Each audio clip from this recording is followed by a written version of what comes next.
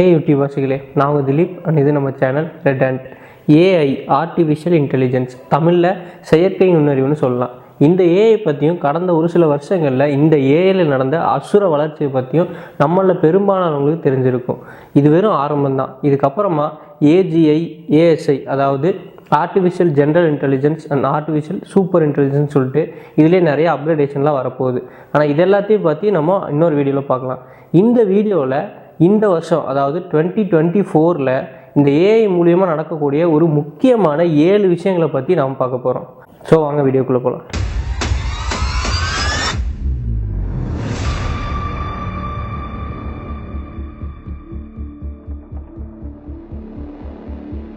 இதில் முதல் விஷயமே என்ன மாதிரி இருக்கக்கூடிய நிறையா க்ரியேட்டர்ஸ்க்கு ஆப் வைக்கிற மாதிரி தான் இருக்குது.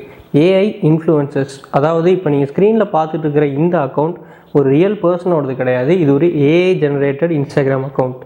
இந்த அக்கௌண்ட் மூலிமா பார்த்தீங்கன்னா ஒரு மாடலிங் ஏஜென்சி மாதத்துக்கு 9,000 யூரோஸ் மேலே சம்பாரிச்சிட்ருக்காங்க. இதுக்கு கிட்டத்தட்ட 2 லட்சம் ஃபாலோவர்ஸுக்கு மேலே இருக்காங்க. இப்போ இங்கே என்ன பிரச்சனை அப்படின்னா, ஃப்யூச்சரில் இந்த மாதிரி ஏஐ ஜெனரேட்டட் அக்கௌண்ட்ஸ் வந்து நிறையா வந்துடும், ஏஐ இன்ஃப்ளூயன்சஸ் நிறையா உருவாயிடும். ஸோ இது மூலயமா மக்கள் வந்து இந்த ஏஐ இன்ஃப்ளூயன்சஸ் கூட அதிகமாக எங்கேஜ் ஆக ஆரம்பிச்சிட்டாங்க அப்படின்னா ரியல் கிரியேட்டர்ஸ்க்கான மதிப்பு அப்படிங்கிறது ரொம்பவே குறைஞ்சிரும். ஸோ ஒரு கண்டென்ட்டுக்காக டைம் எடுத்து அந்த வீடியோவை எடுத்து அதை எடிட் பண்ணி போஸ்ட் பண்ணுற இவங்களோட உழைப்பு எல்லாமே வீணாக போகிறதுக்கான வாய்ப்புகள் ரொம்பவே அதிகமாக இருக்குது.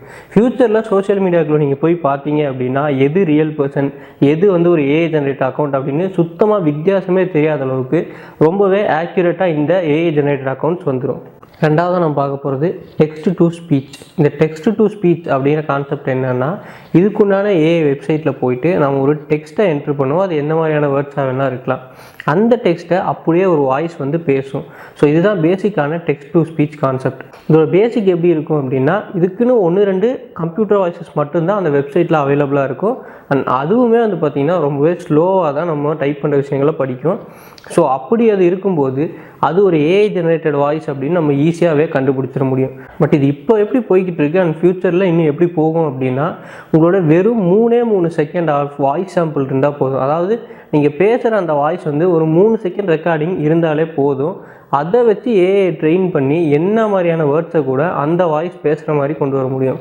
ஸோ பேசிக்காக நீங்கள் சொல்லாத ஒரு விஷயத்தை நீங்கள் சொன்ன மாதிரி உருவாக்க முடியும். இதை வச்சு நிறையாவே ஸ்கேம்ஸ் நடக்கிறதுக்கும் வாய்ப்பு இருக்குது. அது எப்படி அப்படின்னா, இப்போ ரேண்டமாக ஒரு ஆள் உங்களுக்கு திடீர்னு கால் பண்ணி எனக்கு இவ்வளோ அமௌண்ட் வேணும் அக்கௌண்ட்டில் போட்டு விடுனா நீங்கள் கண்டிப்பாக அதை செய்ய போகிறதில்ல. பட் உங்கள் அப்பாவோ அம்மாவோ கேர்ள் ஃப்ரெண்டோ அல்லது ஃப்ரெண்டோ வந்துட்டு நான் அப்படி ஒரு ப்ராப்ளமில் இருக்கேன், எனக்கு வந்து அமௌண்ட் வேணும் அப்படின்னு ஒரு ஃபோன் காலில் உங்கள்கிட்ட கேட்குறாங்க அப்படின்னா நீங்கள் அதை உட்காந்து வெரிஃபை பண்ணிட்டுலாம் இருக்க மாட்டீங்க. ஒரு பதட்டத்தில் அவங்களுக்கு அமௌண்ட்டை சென்ட் பண்ண தான் பார்ப்பீங்க. ஸோ இப்படியாப்பட்ட விஷயங்களை யூஸ் பண்ணி நிறைய ஸ்கேம்ஸ் வந்து இந்த 2024 நடக்கிறதுக்கான வாய்ப்புகள் ரொம்பவே அதிகமாக இருக்குது. உஷாராக இருங்க. மூணாவதாக நம்ம பார்க்க போகிற விஷயம் ஹியூமனாய்டு ரோபோட்.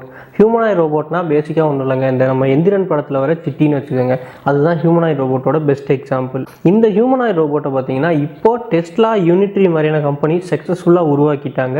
இதோட ப்ரைஸஸ்லாம் பார்த்தீங்கன்னா கிட்டத்தட்ட $80,000 வரைக்கும் போகுது. அண்ட் இந்த ஹியூமனாய்டு ரோபோட் தான் இந்த 2024 மெயின் ஹைலைட்டே.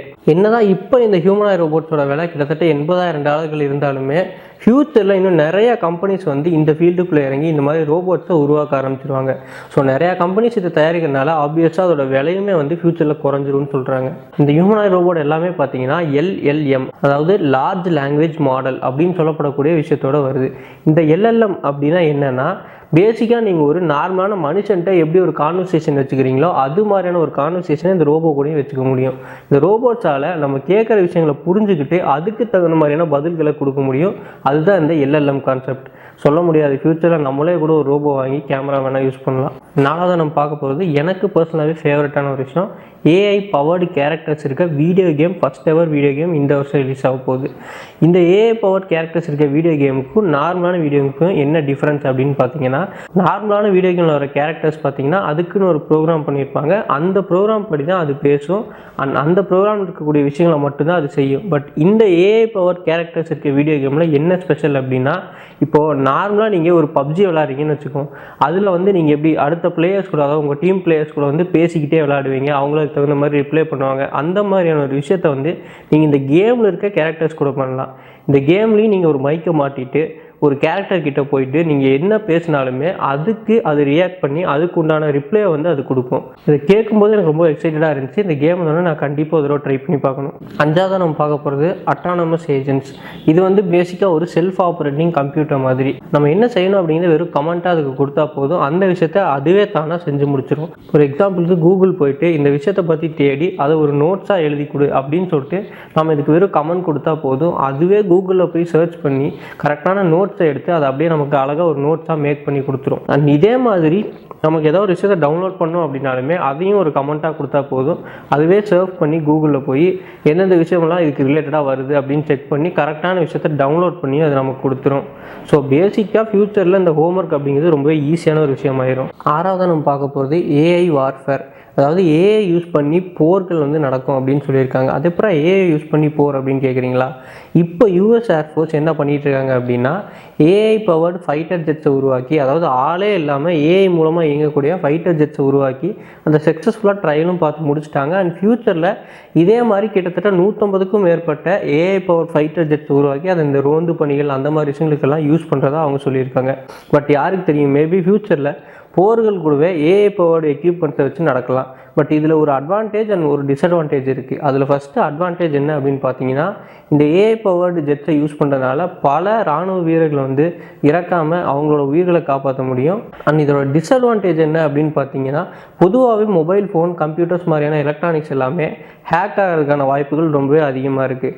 ஸோ அதே மாதிரி இந்த ஏஐ பவர் ஜெட்ஸையும் ஹேக் பண்ண முடிஞ்சுது அப்படின்னா இதை வச்சு கூட நிறையா மக்களை கொல்றதுக்கான வாய்ப்புகள் ரொம்பவே அதிகமாக இருக்குது. இந்த லிஸ்ட்டில் நம்ம லாஸ்ட்டாக பார்க்க போகிறது ரொம்பவே ஆபத்தான ஒரு விஷயம், டெக்ஸ்ட் டு பிக்சர் அப்படிங்கிற கான்செப்ட். இந்த டெக்ஸ்ட் டு பிக்சரும் டெக்ஸ்ட் டு ஸ்பீச் மாதிரியே கொஞ்சம் சிமிலரான ஒரு விஷயந்தான்.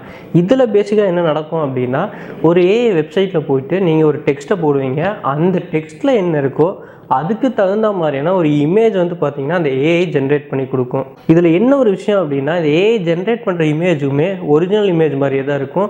ரெண்டுத்துக்கும் பெரிய வித்தியாசமே உங்களால் கண்டுபிடிக்க முடியாது.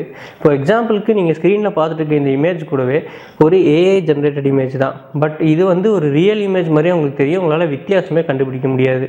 சரி, ஓகே, இது எப்படி ரொம்ப ஆபத்து அப்படின்னு சொல்கிற அப்படின்னா, பேசிக்காக நம்ம ஊரில் ஒரு புரளி பரவுது அப்படின்னா அது வந்து எவிடன்ஸே இல்லாமல் வெறும் ஒரு புரளியாக தான் பரவும். இப்போ உதாரணம் சொல்லணும் அப்படின்னா, ரீசெண்டாக பார்த்தீங்கன்னா சென்னையில் நார்த் இந்தியன்ஸ்லாம் அந்த குழந்தைகளை கடத்துறாங்க அப்படின்னு சொல்லிட்டு ஒரு புரளி பரவுச்சு. அதுக்கு வந்து பார்த்தீங்கன்னா எவிடன்ஸே இல்லாமல் அது வெறும் ஒரு புரளியாக, ஒரு மெசேஜாக, ஒரு வாய்ஸ் நோட்டடாக பரவிட்டு இருந்துச்சு. கொஞ்ச நாளைக்கு அப்புறம் ஒரு சில வீடியோஸையுமே வந்து ரிலீஸ் பண்ணி இதுதான் அந்த வந்து புரளிக்கான எவிடன்ஸ் அப்படிங்கிற மாதிரி வந்து சொல்லிகிட்டு இருந்தாங்க. பட் லேட்டாக வந்து அது வேறு ஒரு நாட்டில் வேறு ஒரு காலகட்டத்தில் நடந்தது, ஸோ இதுக்கு சம்மந்தமே இல்லை அப்படிங்கிறத அவங்க கண்டுபிடிச்சிட்டாங்க.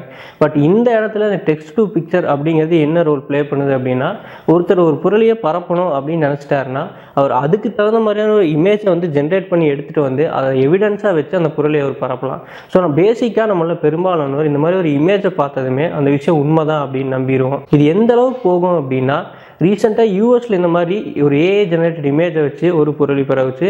அண்ட் அதோட இம்பேக்டாக யூஎஸோட ஸ்டாக் மார்க்கெட்டே பார்த்தீங்கன்னா 2 பாயிண்ட் இறங்கியிருக்கு.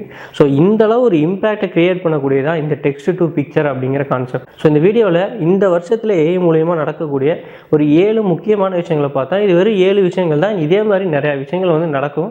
பட் நான் ரொம்ப இம்பார்ட்டன்ட் எனக்கு தோணுன ஒரு 7 விஷயங்களை சொல்லியிருக்கேன். இந்த வீடியோ பிடிச்சிருந்தா லைக் பண்ணுங்கள், நிறையா பேருக்கு இந்த வீடியோ ஷேர் பண்ணுங்கள். ஏன்னா இந்த மாதிரியான விஷயங்களை எல்லோரும் தெரிஞ்சுக்கிறது ரொம்பவே ஒரு நல்ல விஷயம். இந்த வீடியோ பற்றின உங்களோட கருத்துக்களை கமெண்ட்ஸில் சொல்லுங்கள். அண்ட் இதே மாதிரி நிறைய இன்ட்ரெஸ்டிங்கான வீடியோஸை பார்க்க நம்ம ரெட் ஹேண்ட் சேனலை சப்ஸ்கிரைப் பண்ணி இந்த பெல் ஐக்கானையும் ப்ரெஸ் பண்ணிடுங்க.